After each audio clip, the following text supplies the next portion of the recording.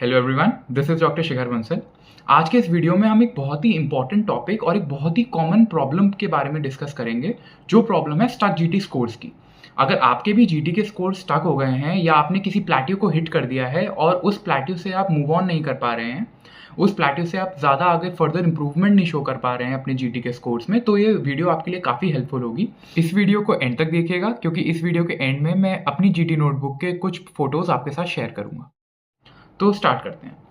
इसमें सबसे पहले तो एक चीज़ समझना बहुत ज़रूरी है हमारे लिए कि काफ़ी टाइम क्या होता है कि जब जीटीज़ में कोई इम्प्रूवमेंट एस्पिरेंट्स को शो नहीं हो रहा होता, तो फिर वो डिमोटिवेट हो जाते हैं, वो अपने थोड़े स्टडी आवर्स कम कर देते हैं, वो नेगेटिव लूप में चले जाते हैं। तो सबसे पहली जो बात समझने की है वो ये है कि कभी भी जीटी के स्कोर्स में कभी आपको रैपिड इम्प्रूवमेंट नहीं देखने को मिलेगा।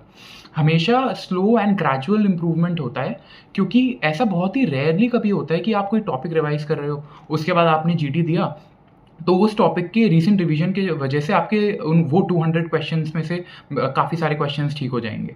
यूजुअली जो भी हमारा जीटी में परफॉर्मेंस रहता है वो बेसलाइन हमारी जो नॉलेज है उसके बेसिस पे रहता है, और बेसलाइन नॉलेज हमारी तभी ऊपर जाएगी जब हम रिवीजन, अब एक बार हम पूरा सब्जेक्ट्स का रिवीजन खत्म कर लेंगे, एंड 19 सब्जेक्ट्स का रिवीजन टेक्स टाइम। ठीक है, तो अब क्या है कि आप जब इनिशियली आप अपनी प्रिपरेशन कर रहे हो तो आपको 3-4 महीने मिनिमम इतना तो आपको लग ही जाएगा 19 सब्जेक्ट्स रिवाइज करने में। टुवर्ड्स द एंड ऑल्सो जब आपका एग्जाम पास आ रहा होगा, तब भी आपको मिनिमम 20 to 25 डेज तो लगेंगे एक रिवीजन कंप्लीट करने में। तो इसलिए आपको अपने टारगेट्स रियलिस्टिक रखने हैं कि जीटी में आपको कभी भी बहुत ही एक रैपिड इंप्रूवमेंट नहीं देखने को मिल पाएगा। अब उसमें करना क्या है, जो मैं हर वीडियो में स्ट्रेस करता हूँ कि हमें अपने नोट्स का रिवीजन नहीं छोड़ना है। भले ही आप कितने भी कॉन्फिडेंट हो कि आपको अपने नोट्स अच्छे से आते हैं, आपने उनको कई बार पढ़ रखा है, लेकिन आपको फिर भी अपने नोट्स का रिवीजन नहीं छोड़ना है, क्योंकि उससे अगर आपको बहुत कॉन्फिडेंस है कि आपको बहुत अच्छे से अपने नोट्स आते हैं, तो फिर आप बहुत ही क्विकली गो थ्रू कर लो उन नोट्स के। लेकिन आंखों को अपने हमेशा सेंसिटाइज रखो नोट्स से, बिकॉज एग्जाम में ये ruling out of the options में बहुत हेल्पफुल होता है। जो आपको नोट्स की फोटो आपको दिमाग में खुलती है ना, जब आप क्वेश्चन सॉल्व कर रहे होते हो, वो ऑप्शंस रूल आउट करने के लिए बहुत ज़रूरी होता है, और जितना अच्छा आप ऑप्शन रूल आउट कर पाओगे उतना अच्छा आप पेपर अटेम्प्ट कर पाओगे।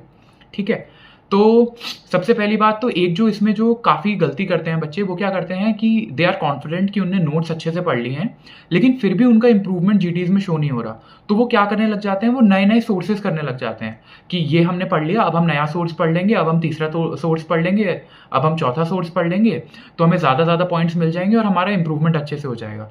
तो यही नहीं करना है आपको, क्योंकि क्या होता है, जितने ज़्यादा नोट्स पढ़ेंगे उतना आप कम उनको रिवाइज कर पाएंगे और आपको रिटेन कुछ भी नहीं रहेगा। ठीक है, हमारा मेन यहाँ पे प्रायोरिटी है कि हमें रिटेन रहना चाहिए, भले ही कम इन्फॉर्मेशन रिटेन रहे। ठीक है, तो इस चीज़ पे आपको सबसे ज़्यादा ध्यान देना है कि जो मैं हर बार बोलता हूँ कि आपको एक मटेरियल पे चुपके रहना है। अगर आप रैपिड रिवीजन कर रहे हैं तो रैपिड रिवीजन को बेसलाइन बनाइए और उसी पे रहिए। अगर आप अपने ओल्ड नोट्स हैं उनको अगर आप बेसलाइन बना के पढ़ रहे हो तो उसी को पढ़ते रहो। आपको अपना मटेरियल चेंज नहीं करना है इस प्रिपरेशन के दौरान। नाउ अब जो दूसरा तरीका है, एक और तरीका, मतलब जो जीटी को हम कैसे एक अच्छे टूल फॉर रिवीजन के लिए यूज़ कर सकते हैं। जीटी को केवल टेस्ट के लिए नहीं, केवल एमसीक्यू सॉल्विंग स्किल्स के लिए नहीं, उसको एक अच्छे रिवीजन सोर्स की तरह भी यूज़ किया जा सकता है। तो वो कैसे करना है? सबसे पहली बात तो ये कि जब भी आप अपना जीटी रिव्यू करेंगे तो उसमें केवल ऐसे नहीं करना है कि हाँ ये मेरा गलत हो गया, आपने आंसर देखा आप आगे बढ़ गए। उन टॉपिक्स के बारे में आपको पढ़ना है। तो इसलिए मैं हमेशा ये रिकमेंड करता हूँ कि आप जब भी जीटी दें, या तो आप पुराना जीटी दें जिसकी ऑलरेडी जो टाइम लिमिट होती है, जो टोटल लिमिट होती है जीटी अटेम्प्ट करने की, वो ओवर हो चुकी है।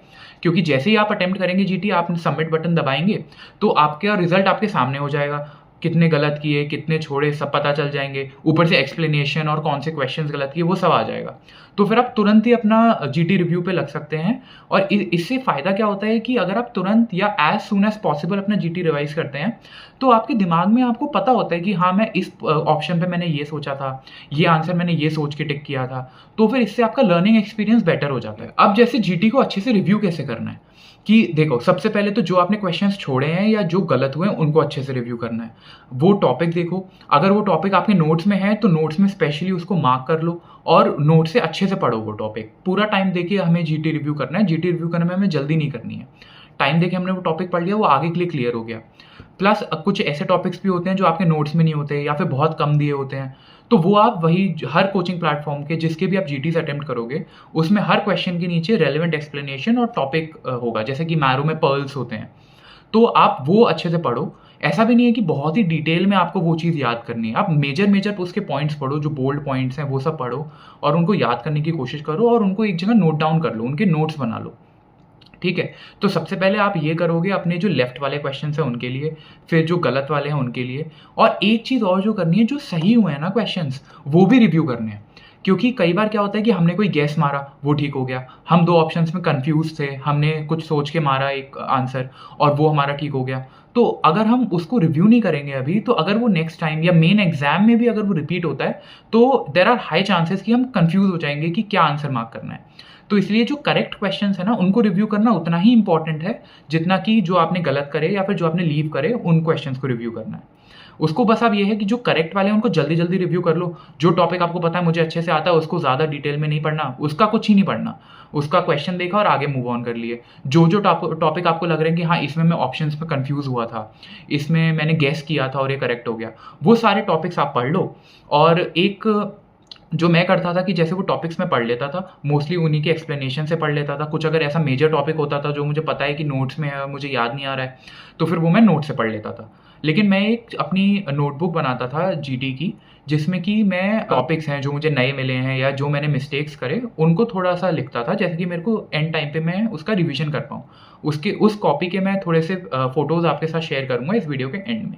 अब जैसे ये जो आपने जीटी नोटबुक या जो आपने जीटी नोट्स बनाए ना, जो आपने जीटी नोट्स बनाए, इनका सबसे बड़ा फ़ायदा आपको क्या होगा कि जब आप एंड में रिवाइज़ करने बैठोगे ना, तो आपने जितनी भी गलतियाँ करी हैं, वो सब आपकी एक जगह इकट्ठी हो जाएँगी। अब आप उसको आराम से रिव्यू कर सकते हो, तो आपको बहुत ही हाई यील्ड सोर्स बन गया ये, कि हर जीटी में 200 क्वेश्चंस हो गए। ऑलमोस्ट ऐसा बहुत ही रेयरली होता है कि एक टॉपिक से 2-3 क्वेश्चंस जीटी में रिपीट होते हैं। तो मोस्टली 200 जो क्वेश्चंस हैं, उनके 200 नए टॉपिक्स आपके हो गए, जो कि आपने अभी-अभी रिव्यू करे हैं।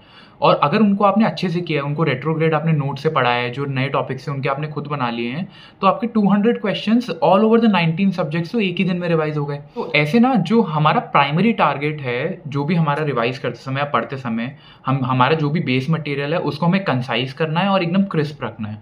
जो हमें प्रीवियस ईयर क्वेश्चंस अटेम्प्ट करते हुए कुछ एक्स्ट्रा पॉइंट्स, कुछ हाई यील्डिंग पॉइंट्स मिले, उनको हम ऐड करेंगे अपने बेसिक मटेरियल में। और ये हमारी एक जीटी कॉपी हो गई, जिससे कि हम अपनी सारी मिस्टेक्स अच्छे से रिवाइज़ कर पाएँगे एग्ज़ाम से पहले एक शॉर्ट एंड क्रिस्प मैनर में। तो ये बहुत ही हेल्पफुल होगा, एक एक्स्ट्रा एज आपको देने में on the day of the examination. ठीक है, तो ये कुछ फ़ोटोज़ हैं मेरे जीटी नोटबुक के, जो कि मैंने अपने जीटी रिव्यू करते समय बनाए थे। तो इसमें मैं बहुत ही शॉर्ट में कोई टॉपिक लिखता था, कि जैसे एडामेंटेनोमा उस टाइम मेरे लिए एक नया टॉपिक था, मैंने ये नोट्स में नहीं पढ़ा था। तो फिर मैंने उसके लिए एडामेंटेनोमा के थोड़े से पॉइंट्स लिखे थे, जैसे बस मेजर पॉइंट्स, जो कि बहुत ही ज़्यादा चांस है एग्ज़ाम में पूछने का, कि एग्ज़ाम में ज़्यादा डिटेल में तो नहीं पूछेंगे एडामेंटेनोमा जैसे टॉपिक से, और अगर पूछेंगे भी तो मेजॉरिटी लोगों को नहीं आता होगा। तो जो एकदम ही बेसिक पॉइंट है कि साइट क्या होती है, डायफाइसिस होती है, बोन कौन सी इन्वॉल्व होती है, टीबिया मोस्ट कॉमनली इन्वॉल्व्ड है, या फिर ओरिजिन, एपिथेलियल सेल्स, ऐसे ही बाकी autosomal dominant polycystic kidney disease पे भी जो मेजर पॉइंट्स हैं, जो मोस्ट कॉमन पॉइंट्स हैं, जो कि एक ईजी क्वेश्चन जिसके चक्कर में गलत ना हो जाए। सिमिलरली इसमें स्टेरिलाइजेशन टेक्निक्स में जो इंडिकेटर्स हमारे होते हैं, बायोलॉजिकल इंडिकेटर्स, वो फिर RNA editing, relations of kidney, congenital diaphragmatic hernia, फिर ये थोड़ा सा टीटीपी और एचयूएस के बीच में difference, because clinical based questions आते हैं और ऑप्शंस में दोनों टीटीपी और एचयूएस होता है, तो कई बार कन्फ्यूजन हो जाता है। फिर ओवेरियन सिस्ट का मैनेजमेंट, ये अगेन एक इंपॉर्टेंट क्वेश्चन है जो कि कई बार रिपीट होता है। फिर आरईएम, बिहेवियरल डिसऑर्डर्स या फिर स्लीप डिसऑर्डर्स, इस पे हमेशा क्वेश्चंस आते हैं मोस्टली। इसके अलावा इंडिकेशंस ऑफ थोरैकोटमी, जो भी क्लिनिकल बेस्ड क्वेश्चन होगा उसको आंसर करने में काफ़ी हेल्पफुल रहेगा। और ऐसी कीगल एक्सरसाइजेस भी, कीगल एक्सरसाइजेस के बारे में डिटेल में कुछ भी नहीं पढ़ना है, बट जो भी ऑब्सगाइनी में क्वेश्चंस आएंगे क्लिनिकल बेस्ड, जिनका आंसर हमें मैनेजमेंट बेस्ड आंसर देना होगा, उसमें अगर हमें इंडिकेशंस पता रहेंगे तो वो थोड़ा सा हमें हेल्प कर देगा कि अगर किसी क्वेश्चन का आंसर कंजर्वेटिव मैनेजमेंट होता है तो उसके लिए। बाकी ये जैसे Bell staging for necrotizing enterocolitis and chemotherapy से हमेशा ही कोई ना कोई क्वेश्चन आता है, तो उसमें भी मोस्ट कॉमन जो रेटिनोब्लास्टोमा की कीमोथेरेपी होती है, जो वीईसी रेजिमेन होता है, वो काफ़ी कॉमनली पूछा जाता है। अगर आपको ये वीडियो अच्छा लगा है तो इस वीडियो को लाइक करें और ज़्यादा से ज़्यादा शेयर करें, और इस चैनल को सब्सक्राइब करें ऐसे ही कुछ और वीडियोज़ के लिए। और अगर अच्छा नहीं भी लगा है तो भी सब्सक्राइब का बटन दबाइए, फ्री ही तो है, हु केयर्स।